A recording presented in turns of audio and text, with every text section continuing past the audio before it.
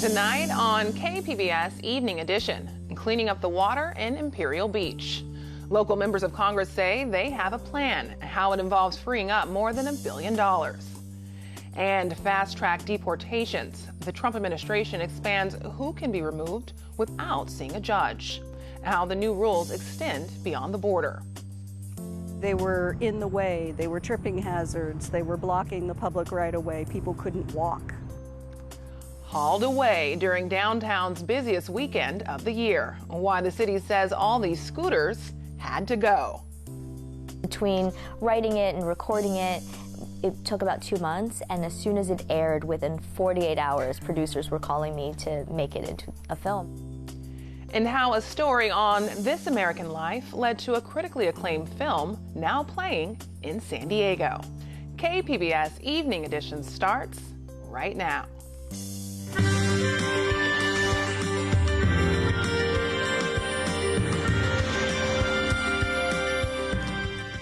Good evening. It's Monday, July 22nd. Thanks for joining us. I'm Ebony Monet.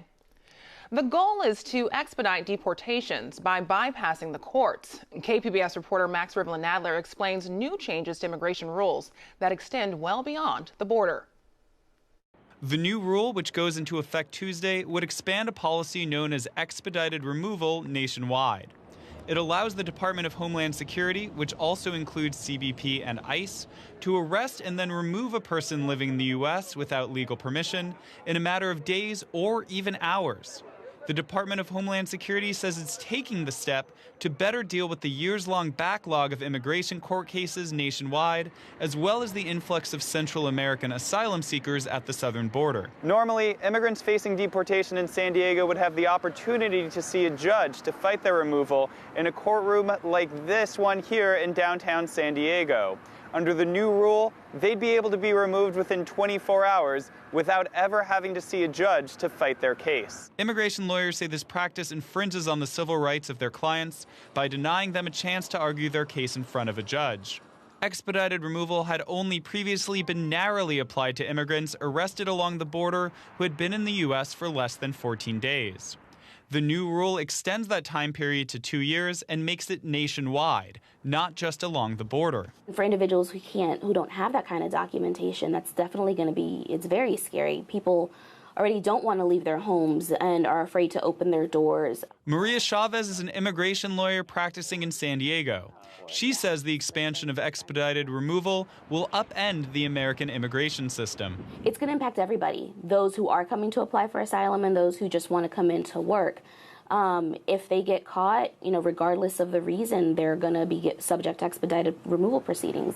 Their only way of fighting their deportation would be to pass a credible fear interview claiming fear of returning to their country.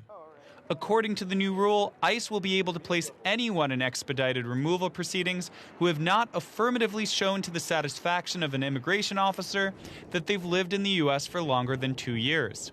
That means immigrants with legal status and even U.S. citizens could be put into proceedings if they're unable to prove that. So I would recommend that they start to carry around a little folder with documents trying to show presence in the past 2 years. The Migration Policy Institute estimates 297,000 immigrants in the U.S.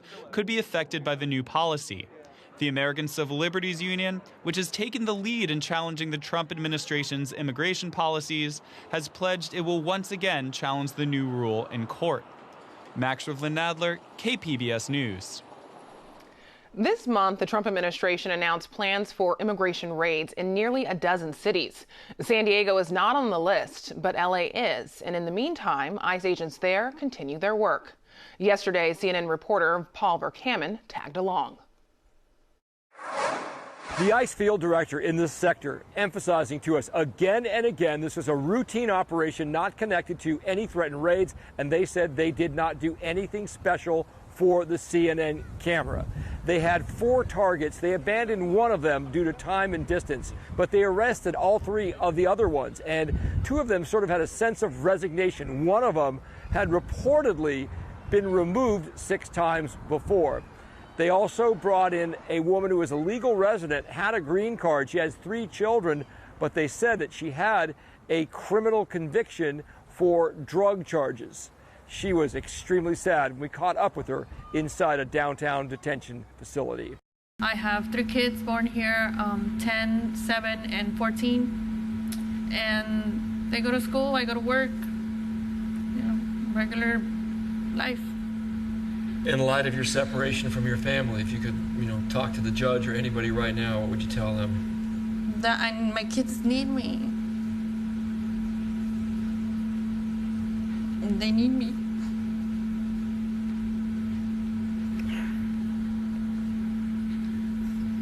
And I provide for them. David Marin, he is that ICE field director. He explained why they arrested this mother of 3 children. She's been convicted of narcotic trafficking crimes that make her subject to removal. She's in tears. She has 3 children. What is it like for you when you know that a family could be divided, separated? So that's where the human element comes in, right? Our officers, they're human beings too, and they understand that. But we have the job to do, and we do it professionally, and we do it with compassion. So understanding the challenges, that there's children, that there's other family members, right? We'll do everything that we can to make sure, again, that person's treated with the respect and dignity that they deserve. But again, knowing that they are criminal aliens and they have to answer for those crimes. Marin says a huge reason why people are seeing more ICE agents on the streets making arrests in California is throughout California, many local authorities do not allow ICE agents to go into jails to arrest criminal suspects. I'm Paul Verkamen reporting from Los Angeles. Now back to you. Most of San Diego's congressional delegation is backing a push to help control the flow of cross-border sewage. Juan Vargas, Scott Peters, Mike Levin, and Susan Davis unveiled a funding plan today in Chula Vista. It would send money to the North American Development Bank. Vargas says the bank can build projects on both sides of the border, but it's underfunded. We don't have any money. I mean, frankly, that's the bottom line. And so we're trying to make money available so we can go after these projects. The projects are there. We're about to get them certified through the EPA, NADBank, but there's no money. The group of lawmakers is supporting a plan that would generate $1.5 billion for work on both sides of the border. Peters says there's already a list of possible projects. We've identified those, and now we've come up with some legislative buckets to fund that we didn't have before that would both invite the money and protect it once we get it. And so we can get these bills passed. That's the next big step. And then obviously we have to fight for the money. Republican Duncan Hunter was the only local congressman who did not attend today's conference. California will get millions of dollars of a settlement between the federal government and Equifax. It's tied to a personal data breach dating back to 2017. Americans have a right to have confidence that their personal, confidential information will be protected by those who compel us to release it to them. That's why we're holding Equifax accountable today. That's California's Attorney General, who also talked about the $18 million the state will receive. People can file a claim for up to $20,000. Equifax will also offer free credit monitoring for up to 10 years. The company knew about the hack for 6 weeks before it announced it to the public. You can hear our interview with Javier Becerra about the case and the claim process on the KPBS Midday Edition podcast. With Comic-Con in town over the weekend, many of its visitors chose to speed through the busy streets on electric scooters. And now thousands of those scooters are sitting in a lot. KPBS reporter Matt Hoffman explains.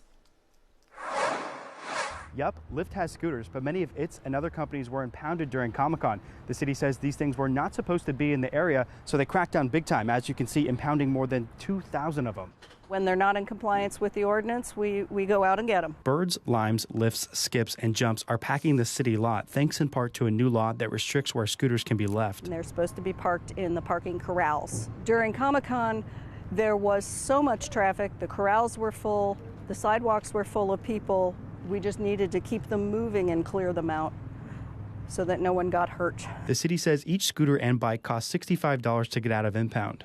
With 2,500 of them picked up during Comic-Con, that adds up to more than $160,000 in fines. Lime was at the city lot Monday grabbing more than 700 scooters. The company cut a $46,000 check to get its scooters back. If they're mad about it, they're not showing it. Honestly, the first thing that's important to me is our riders to be safe. If our scooters are blocking the streets, I am so happy that the city was able to get there to pull them off. The city says it met with scooter companies before Comic-Con to remind them of restrictions. All the regulations that have been put in place, I agree with them. I mean, if you have to remember that I live here too. Everything that the city is experiencing, I experience with them. So I like the new regulation in place and looking forward to working with the city to put even more regulation. Lime says it is working to relay the new regulations to its customers. We do a lot of in-app messaging. We do workshops to educate our riders. Like if it's not enough, we'll continue investing to make sure we get there. Even though this looks like a lot of scooters, the city says it only represents about 10% of the registered fleet in San Diego.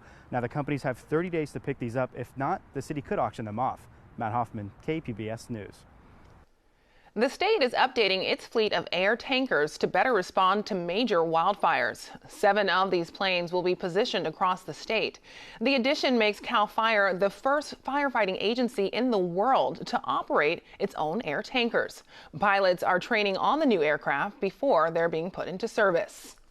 It gives us another tool in the toolbox to really protect lives and property is what it boils down to. It's going to be seen worldwide of what we're doing here will possibly be modeled throughout the world. Each of these planes can drop 4,000 gallons of fire retardant. That's nearly 4 times the current capacity. A wildfire burning in Arizona has grown. This is in the national forest near Flagstaff. The fire started Sunday afternoon and has burned more than 1,000 acres. Some evacuation orders are in place. The heat is an issue, and thunderstorms will move into the area tomorrow. The same weather system will affect San Diego. Paul Williams has details in tonight's forecast. Rendition of the latest satellite radar detection of what's happening with the area. We're staying relatively light for us. We see that precipitation moving well out of the way for us over the last 6-hour period. Now, as you begin to take a look at this, we're seeing that monsoonal moisture that's beginning to make its impact throughout southern portions of California and going into western portions of Arizona. We're looking for this moisture to stay pretty active throughout the rest of the evening hours, and so we're going to begin to feel that change that will occur for us. Now, as far as tonight is concerned, we will have partly cloudy skies. We'll drop back to about 69 degrees for the overnight low with increasing moisture in the area. Taking a look at tonight's forecast, for example, we take a look at Mount Laguna, 64 with increasing cloud cover. And then for Ramona, we're dropping back to 64 degrees for the overnight low. And then we're looking for Oceanside to stay with scattered cloud cover and 65. Now, as you take a look at our expectation for Tuesday, we are going to see hot conditions begin to prevail throughout a good portion of Southern California. We'll still have some localized heavy showers with the possibility of flash flooding, and we'll see heavier showers really up towards the Vegas and towards the Flagstaff and towards those areas. Now, in general, we're taking a look at tomorrow's forecast. We're looking for more in the way of abundance of sunshine, actually. We expect 96 degrees on Ramona. Oceanside will warm to like 81 degrees. And then we're San Diego, get up to about 79. Generally speaking, as we go into the latter portion of the work week, we're looking for a high-pressure system to kind of drift its way a little bit closer towards us. We look for warm conditions to stay pretty persistent for us, but we keep a close eye on that moisture that's beginning to pick up a little bit of momentum right along the California and the Arizona line. Here's a look at the 5-day outlook for us along the coast. Tuesday, Wednesday, Thursday, we're going to stay in the lower 80s, dipping down to 80 degrees on Thursday with mostly sunny skies. Patchy fog for us on Friday. Now, when we take a look at our expectations as far as the inland is concerned, we'll start at 91 on Tuesday, but up to 94 degrees on Wednesday with mostly sunny skies and staying really hot for us. We'll drop back to 90 degrees on Thursday, Friday 92, and Saturday 92. Now, as far as the desert is concerned, we'll start at 106 on Tuesday with the chance of a thunderstorm around. We'll peak at about 110 on Friday and then 111 on Saturday, warm with sunshine. I'm meteorologist Paul Williams, the KPBS forecast. Here in San Diego, waves are abundant, but researchers in La Jolla are making their own. It's part of their work to understand the ocean's role in the planet's climate. KPBS environment reporter Eric Anderson takes us inside the lab for this report from the KPBS Climate Change Desk. Scripps Institution of Oceanography researchers are looking at climate change, and they're doing it inside this lab. Let me show you. This long glass chute allows researchers to bring the ocean into the lab by replicating waves, which out in the environment influence the atmosphere and the planet's climate. This is a paddle that we have been using to generate the waves. It's going back and forth, as you can see. Christopher Lee is the managing director of the Scripps-based Center for Aerosol Impacts on Chemistry of the Environment. The machine he's standing beside is pushing ocean water down a long, narrow channel. That action creates a steady flow of waves which roll toward a manufactured incline. The incline, an artificial beach, forces the waves to break and crash, pushing particles and gases into the air. That instrument just across on the other side of the channel, that's the instrument from Colorado State University. They're investigating the ice nucleating property of sea spray aerosols, basically meaning how sea spray aerosol being emitted, and they're sampling from right here, are forming ice nucleus, which have a climate property. Lee says ice nucleuses are rare, but when they do get created, they tend to encourage rainfall. Understanding them could help researchers better understand weather. All kinds of scientific instruments are clustered near the wave break. The research teams are working to understand as much as possible about what's happening in that water-filled chute. We have continuous measurements of the temperature, dissolved oxygen, carbon dioxide, and of course chlorophyll, which kind of monitors the biomass of these phytoplankton blooms that we are inducing here in this channel. Adding microbes to the mix is a major change from the first run of experiments, which wrapped up last summer. That project aimed to isolate and measure just sea spray and particles. This whole system is understanding how humans versus nature are changing things. This run will allow atmospheric chemist Kim Prather to account for many more influences, including algae blooms, pollution, and weather. We're building another channel, which will be here in about a year, that will have winds. And that's where the weather comes in. Prather, who's guiding the research at the facility, is explaining to a group of high school students why this project has such far-reaching implications. She says the ocean has some of the most significant impacts on the global climate, and researchers just don't understand exactly what's going on. The largest uncertainty in all of climate change is the interaction between that spray and the particles and how they form clouds. That's the thing we understand the least in the climate system. The wave machine allows researchers to figure out processes that they would otherwise have no way to understand. Prather says that broadens the reach and the impact of the work. We would just understand how the ocean as a whole influences the chemistry of our atmosphere. It's controlling that chemistry. It's interacting through reactions that some people have never even studied. We're looking at sort of how humans and Mother Nature, just the chemical reactions are completely changing. The ocean's over 3/4 of the surface of the Earth. The knowledge gained over the next 5 years could help improve computer models that predict the planet's climate. Yeah, so we're isolating the ocean. Most climate models currently don't account for the ocean's influence. Any other questions? And sharing that scientific pursuit with high school students plants the seeds for the future. This is not research that's in any textbook that they read, right? And so they can come see what scientists get to do. They can come see the passion of the people that are working in that room trying to solve these problems. Ella Neum was part of the science camp touring the lab. She says the science being worked on here is an important baseline to document a changing climate. That it's not something that people are making up. And with science, it's helpful to try to find solutions for this problem that's continuously causing this planet obviously to warm, and it's going to be affecting my generation as well as the rest of us for the rest of our lives. Neum says the push for understanding is encouraging. There's experiments left for your generation and your kids' generation. Eric Anderson, KPBS News.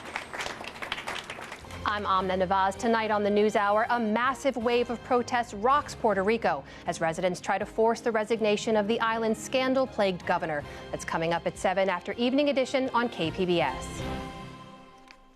The 50th Comic-Con wraps Sunday, and one of the biggest headlines from the weekend came from Marvel. Producers announced a series of new movies that will hit theaters in the years ahead. That includes a new Thor movie with Natalie Portman playing a female version of the title character. But fans will just have to wait until November 2021. At this year's Sundance Film Festival, The Farewell earned strong reviews, and now it's being shown here in San Diego.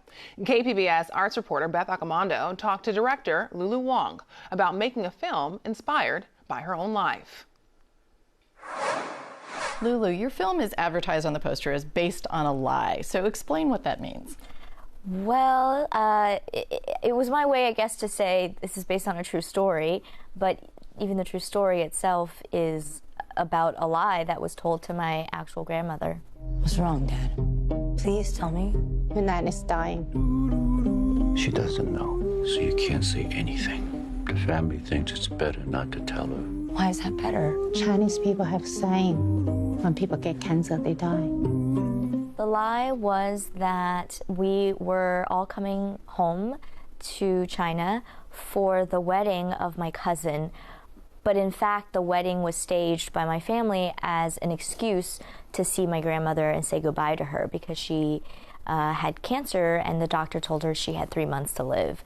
And I understand the roots for this film came from a This American Life episode. Yeah. Between writing it and recording it, it took about 2 months, and as soon as it aired, within 48 hours, producers were calling me to make it into a film. And what that did was it gave me the ability to pick the producer who would ultimately fight for my vision and my version of the story.